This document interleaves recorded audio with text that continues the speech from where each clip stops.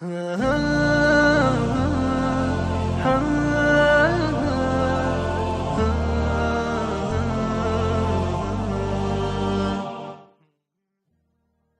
ہیں.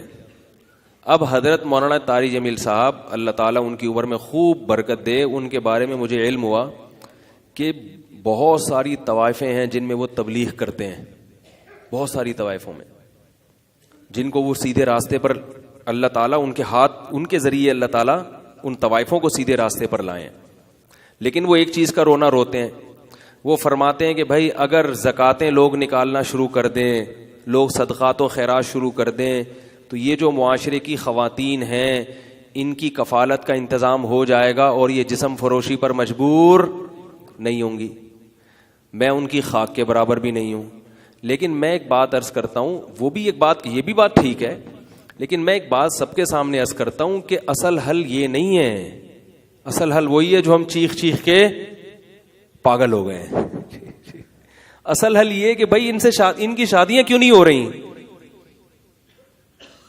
زکوٰۃ سے یا صدقہ و فطر سے کیا ہو جائے گا؟ معاشی کفالت کا انتظام ہو جائے گا نا. تو عورت کو معاشی کفالت کے علاوہ بھی تو کچھ چاہیے، شوہر چاہیے، اس کو اولاد چاہیے، گھر بار چاہیے. اگر اس کو گھر بار نہیں ملے گا تو خدا کی قسم پیسہ ہی پھر اس کو مجبور کرے گا غلط راستوں پہ جانے پہ، پھر اور عیاشی آئے گی. آپ کسی عورت کے نکاح کا انتظام نہ کریں اور کروڑوں روپے اس کے ہاتھ میں پکڑا دیں، وہ پھر اپنی مرضی کے جو ہینڈسم اور اسمارٹ قسم کے لڑکے ہوں گے نا ان سے دوستیاں لگائے گی. پھر وہ جب آپ کے پاس حلال راستے نہ ہو اور پیسہ دبا کے ہو تو آپ پھر حرام کاری کی طرف تسلی سے جاتے ہیں. بہت سے غریب تو بیچارے اس لیے گناہ نہیں کرتے کہ گناہ کے پیسے ہی نہیں ہیں ان کے پاس. ہمارے اسکول میں کلاس فیلو تھا، وہ ایک ہی وقت میں کئی نشے کرتا تھا. سگریٹ بھی، اس وقت گٹکا نہیں تھا، پان بھی، نسوار بھی.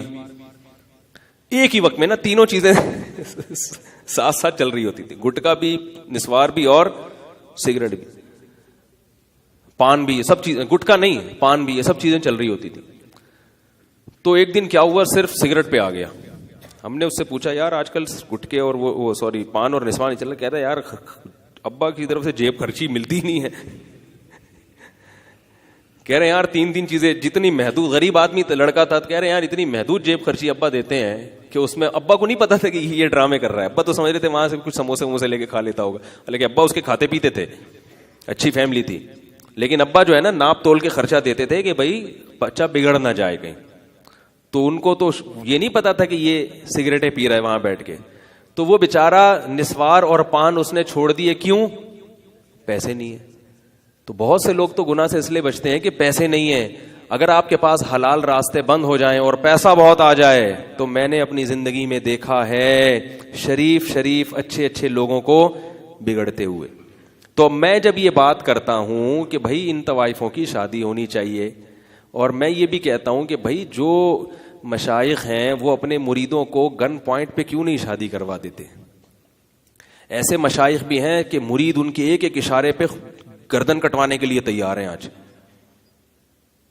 مجھ سے تو لوگوں کو اتنی عقیدت نہیں ہے، میں تو آپ سے 100 دفعہ بھی کہوں گا نا ہلیں گے نہیں آپ نے. جگہ بیان سننے آتے ہیں پتلی گلی سے نکل لیتے. لیکن ہمارے بزرگوں میں ایسے بزرگ بھی ہیں کہ لوگوں کو ان سے عقیدت ہے، ان کے اعمال کی وجہ سے، ان کے علم کی وجہ سے، کہ وہ اگر دن کو رات کہتے ہیں تو لوگ رات کہنا شروع کرتے ہیں، رات کو دن کہتے ہیں تو دن کہنا شروع کرتے ہیں. اور ایسی ان کے مریدوں کی قربانیاں ہیں، ایسا حوصلے والے کام کیے ہیں کہ اگر وہ شیخ ان کو کہہ دیں کہ میری اتنی مریدنیاں ایسی ہیں جن کی شادیاں نہیں ہو رہی، تو مستنڈو نالائقو، تمہیں اللہ نے پیسہ دیا، تم صبح شام لنگر کھلا سکتے ہو خانقاہ میں، تو اس میری مریدنی سے شادی کر کے گھر کیوں نہیں بسا سکتے اس کا؟ اب وہ یہاں بیٹھ کے ایک دم رونا شروع کر دے گا. وہ جو مرید ہوگا وہ بیٹھ کے کیا کرے گا؟ رونا شروع کر دے گا، پھوٹ کے رونا شروع کر دے گا. حضرت کیا باتیں کر رہے ہیں آپ، کیا ہو گیا؟ تو پھر ان سے اگر میں حضرت ہوتا تو میں ان سے کہتا ہے کہ تو نے بینک کی جاب چھوڑ دی. کتنے مریدی ہیں جو بینک مینیجر تھے، لاکھوں کی آمدن کو انہوں نے لات مار دی. کیا جب تم نے جاب چھوڑی تھی تو گھر سے تانے نہیں ملے تھے؟ روڈ پہ نہیں آ گئے تھے بے روزگار ہو کر؟ تم نے جب داڑھی رکھی تھی تو گھر سے تانے ملے تھے کہ نہیں ملے تھے؟ ہے بھائی؟ اور بہت سارے. تم جب تبلیغ میں سال کے لیے نکلے تھے تو کیا محلے والوں نے ہار پھول سے استقبال کیا تھا تمہارا جب سال کے بعد واپس آ رہے تھے؟ کتنے تانے ملتے ہیں جب تبلیغ میں سال کے لیے کوئی جا رہا ہوتا ہے. لوگ ایسے ایسے تانے دیتے ہیں, گھر والوں کے تو فکر ہی نہیں ہے, نکل جاتے ہیں. تو جب وہ سارے کام اللہ کے لیے کیا اور اس میں اللہ نے حوصلہ پیدا کر دیا, تو یہ بھی ایک کام ہے. مشائخ کے پاس جو ان کی مریدنیاں ہیں نا, ان میں سے اکثر کے حالات ہیں کہ وہ اپنے بزرگوں کو خط لکھتی ہیں کہ حضرت رشتہ نہیں مل رہا. بات آ رہی ہے سمجھ میں؟ تو جواب میں کوئی وظیفہ بتا دیا جاتا ہے یا ان کے لیے دعا کر دی جاتی. بلکہ اگر کوئی مرید چاہ بھی رہا ہوگا کہ حضرت آپ کی فلانی مریدنی مجھے پتا چلا ہے کہ وہ میری کلاس مریدنی ہے. ایک تو کلاس فیلو ہوتا ہے نا, یعنی مریدنی فیلو ہے, یعنی میں بھی آپ سے بیعت ہوں, وہ فلانی مریدنی بھی آپ سے بیعت ہے, تو بیچاری کی شادی نہیں ہو پا رہی, تو میں یہ چاہ رہا ہوں کہ میں اس کو دوسری وائف بنا لوں تاکہ اس کا بھی گھر بس جائے اور اس کی بھی عفت اور حلال جو ہے نا وہ انتظام ہو جائے اس کے لیے, اس کو بھی اولاد کی نعمت مل جائے. اور جو ٹینشن ہوگی حضرت اس میں دعا کریں کہ اللہ مجھے اس ٹینشن کو برداشت کرنے کی, کیونکہ ٹینشن تو ٹائٹ والی ہوگی, یہ تو پہلے بتا دوں. میرے پاس لوگ فون کر کے کہتے ہیں میں دوسری کرنا چاہتا ہوں, کہتے ہیں پٹے گا ضرور, یہ بتا دوں میں, پٹے گا. ہاں, لیکن اللہ کے لیے برداشت کرو.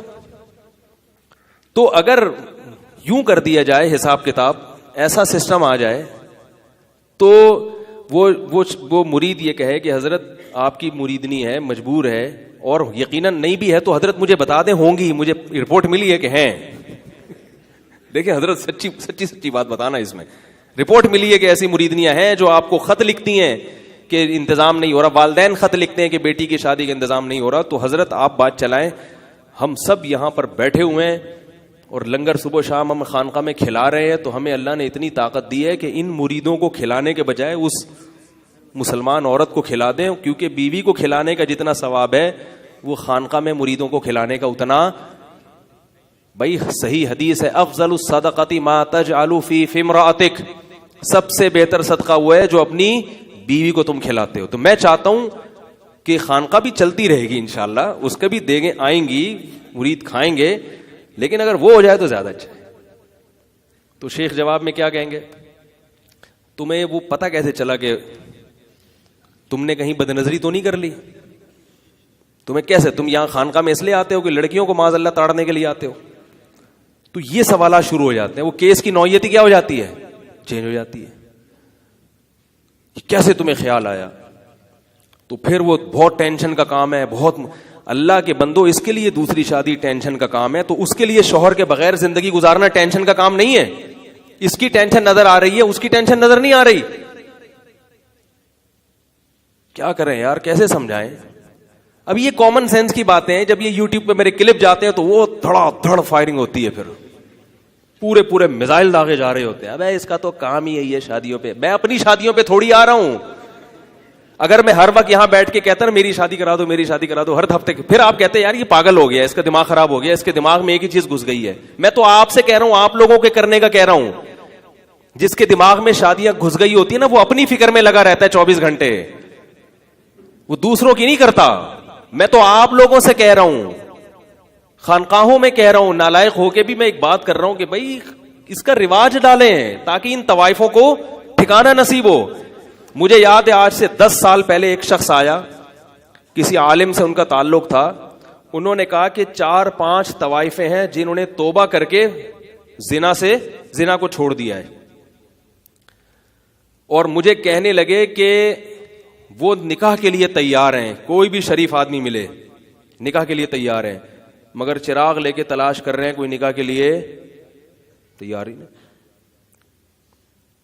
کیونکہ سیکنڈ میرج کے لیے کوئی تیار نہیں ہو رہا, پہلی شادی کے لیے تو تیار ہے, لیکن وہ کہہ رہے ہیں ہم ان سے کیوں کریں, پہلی شادی تو ہم فلاں جگہ کریں گے. تو تیار ہی نہیں ہوتے لوگ. تو اب اس کی معاشی کفالت سے کہاں مسئلہ حل ہوگا بھائی, کہاں مسئلہ حل ہوگا؟